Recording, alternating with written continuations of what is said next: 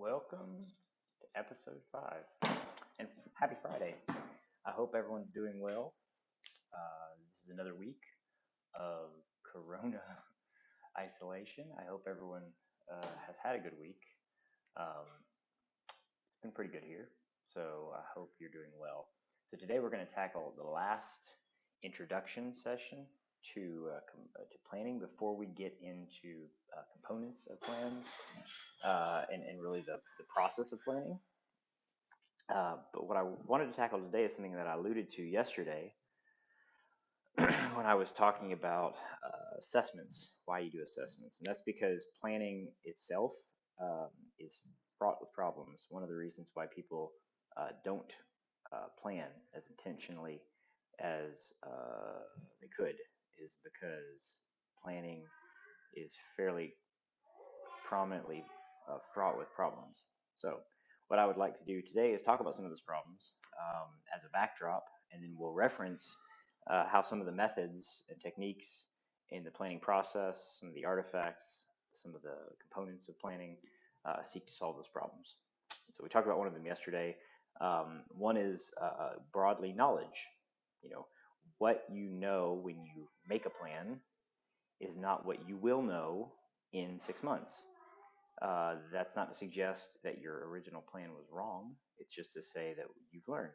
And and so this we talked about yesterday's assessment and plan update process is is a part of the process of adapting and learning more and then changing the plan. So that's number one, knowledge. What you know. Um, One of the things that's a helpful exercise when you're forming a plan, particularly if it's something you're passionate about, if you are trying to communicate a vision of the world or a position, maybe through a position paper on a topic or a problem that you are describing in your mission, and again, go back a couple of days for a for a slightly out of order introduction to mission and vision, and we'll touch on that again in probably next week. But yeah, I mean, if you're writing a position paper, or if you're to support a mission, or if you're coming up with a vision, that 1 to 3 page document that we described, or even a vision statement, then you're going to enter that conversation with certain assumptions, certain biases, certain. We even talked about planning is really the act of documenting assumptions. So one of the techniques to um, work out your what you know at the time you're making the plan is is to consider your biases. So when you document an assumption, or when you and an assumption can take various forms. I don't just mean a section in a document that says assumptions, bullet, bullet, bullet, bullet. Really, the entire plan is an assumption. So, documenting your assumptions, by the way, behind every sort of goal or intent or outcome or schedule a milestone, it's not a bad idea. And so this is one technique, right? You write a goal, or you write something in a plan, and you kind of go, well, what am I assuming is true? And so this is why frequently, if you've gone through any sort of structured documentation or planning process, why you frequently will document assumptions. Um, but if you think about it, really everything you put in a plan, see yesterday's definition of what planning is, they're all assumptions. Um, so when you have an assumption, frequently that assumption is shaped by your perspective on the world. And that perspective is not just what you see and what you know, but how you see it, which of course is informed by your biases, your assumptions, but also feelings about things. And so one of the ways to identify assumptions is to write them down. Another way is to identify the biases or deeper, I'll call it deeper assumptions or deeper feelings you have about the world that went into those assumptions. Um, Secondly, a partner in planning is helpful. I mean, really helpful. By the way, this one thing I learned, I told you my story, episode 2, I believe it was, earlier this week, and some of what made that process better is as I got less inside my own head. So as I included other people in that process, so plan at least in pairs. That'd be a even if, by the way, you don't do it live. I'm not a person who likes to live collaborate. I like to go in a corner, produce some stuff, pop out, and then share it. So even if you do that, even if that's your creative process, I think it's really helpful to have peer review or peer collaboration. Or they talk a lot about the rubber ducky. You can talk to the rubber ducky, but the rubber ducky can't argue with you. So you need another human frequently to collaborate with if you can find one. Even if, by the way, these are people who don't um, totally understand the problem you're solving, or don't completely understand even the industry or the team or the processes you deal with, or maybe you're trying to solve individualized or team level goals, and so it's very technical or very specific. But you can find a collaborator who, and in fact, some cases it's better to find a collaborator who's not embroiled in all those details, who can ask questions. Some of them could be classified as dumb questions, right? Ask questions about your assumptions, or why.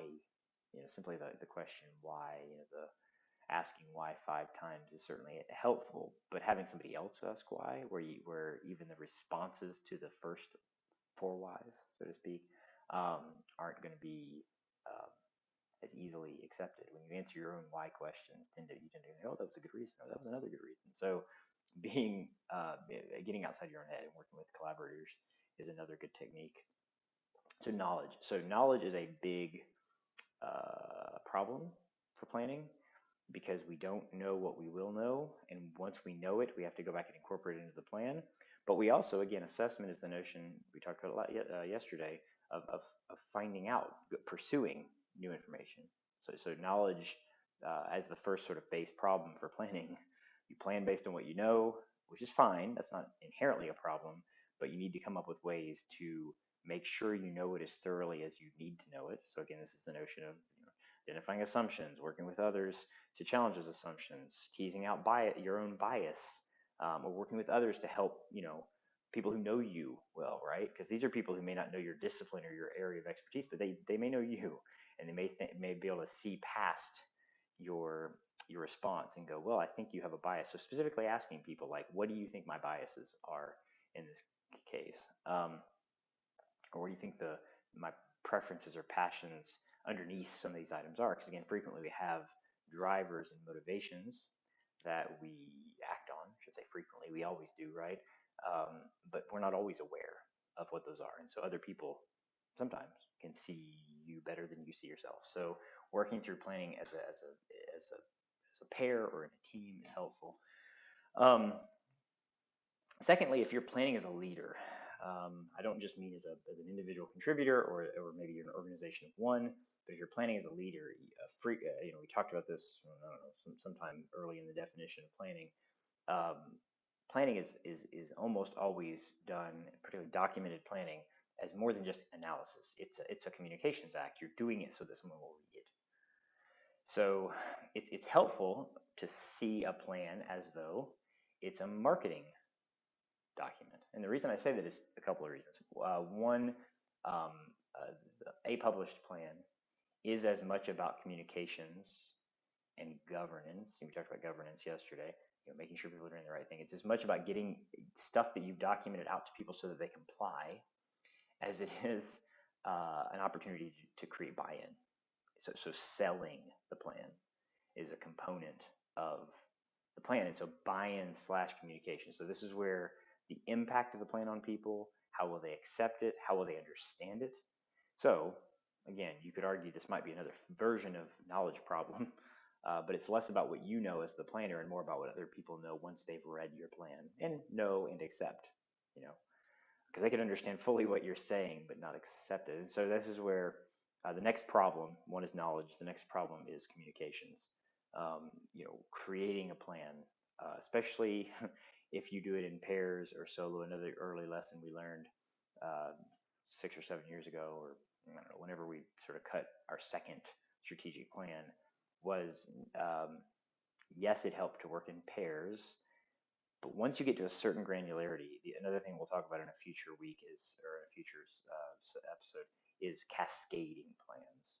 So as a planner and as a leader, you want to plan to a certain level of detail, but no more, because you want to hand that plan off to somebody downstream who will further flesh out the plan. Well, I don't know that we exactly understood all that when we started planning. I don't know that I understood that well. And so part of what you get in that notion of planning at a certain level, making it clear, getting it out to the masses, and having them own their portion of the plan is buy-in, right? Because they participated in their portion of the plan. So I'm calling that out as a communication um, problem in terms of problems that are presented to planning. So you've got knowledge, communication, and the last one's grit. Um, it might be called traction. It might be called lots of things related to to sticking to the plan. And again, you have to not mishear me. I mean, because of what we talked about yesterday, you can stick to a plan rigorously and still end up in the middle of a field wrong because the plan could be wrong. So I don't mean not being adaptable. I mean not being distracted, focus, and determination. Because sometimes, if it's a longer term plan, I should say sometimes frequently, it's a long term plan, it requires a degree of focus and commitment to what was agreed to earlier on. Because uh, while you may learn more, you do have to put it through a filter of, is what I learned, does it modify or invalidate the plan, or is it just more information? Assessment may expose, we talked about these four phases, or these four activities: planning, governance, assessment, and improvement. You may learn stuff during assessment, or even just generally as you're operating in the plan. Um, it may be good information, but doesn't change the assumptions, doesn't change, and it may get you really excited, but again, you have to be cautious. I'll say it this way: at avoiding distraction, to avoid distraction, because if you're doing long-term planning, it's very easy. You're gonna have lots of opportunities to it's known as chasing the shiny object, right? If you kind of have a plan, but every 2 days you revise the plan because you just found out something new, and then you constantly get in this mode. So making thoughtful improvements to the plan so that it represents reality is good. This is the notion of that fourth phase, assessment and improvements. But yeah, thrashing, constantly changing the plan or augmenting the plan so you never are able to celebrate successes is also a problem, and it can lead to generally a lack of an ability to accomplish the plan. So one of the enemies of long-term planning is focus or grit. And of course, I know those are not the same thing. Focus is the ability to kind of stay um, mentally or cognitively or organizationally committed, dedicated day in, day out to the plan. And of course, grit is determination when the plan faces challenges. Because in part, as we know with Corona happening, we are all experiencing a time when our best laid plans may be still the right plan, by the way, but it requires a degree of um, boldness and bravery that we may be challenged to have, right? So there's focus, and there's also sort of the notion of grit or determination or traction, which both of those are required to solve. And we'll talk about this again in other weeks, but in other sessions. But yeah, I mean, these are three enemies: knowledge, what you know, and how well you know it, and why you know it, and why what biases go into knowing it. Um, and again, being clear enough, we talked about this yesterday, being clear enough so that when you do assessment and you check, are you not just tracking to the plan, but is the plan still valid? You have to be able to go back and change the plan. And if it's not clear, or if it's too abstract, or if it's too high level, or it's not fleshed out, or you'll kind of go, oh, I don't know, roughly fits, you won't modify the plan, and you won't have a place or a home to take that new insight and incorporate it. Um, but it is important to to, uh, to recognize what you know, recognize what you might not, so that you're flexible, but then also make it clear and treat it as a marketing artifact. Trial run it with people, get people's sentiment, not just their comprehension, but how they feel about the plan. So communications is challenge number two. And then lastly is traction, grit, focus, all of these. So again, you could call those governance challenges, and I think that's probably a fair place to put that challenge. Um, but again, I would argue, if you treat governance, which is frequently a word associated with sort of top-down, heavy-handed leadership, and not that that's fair, but I'm just saying that's, or accurate. It may be fair, but it's not necessarily accurate theoretical to the definition of governance. But I think it's easy, I think, to think about governance as this thing you do to the organization, you govern them, right? So yeah, that's a different, I think you have a different, uh, it's a different problem because focus or it's related, but it's not whole. Focus and grit or a lack of focus and a lack of grit are not simply because you have not held their feet to the fire enough. There may be challenges, there may be resourcing issues, there may be cultural issues, there may be buy-in issues, there may be comprehension issues. So that it's they're glad to comply, they just understand. So as a leader, and some of these things are particular to leadership. Obviously, if you're planning for yourself or for a small team, it's less important. But as a leader, these are all really important challenges, and really for anyone, they're important challenges. But some of they surface a lot, particularly communications. Um, so anyway, hopefully today is helpful. I hope you all have had a great week.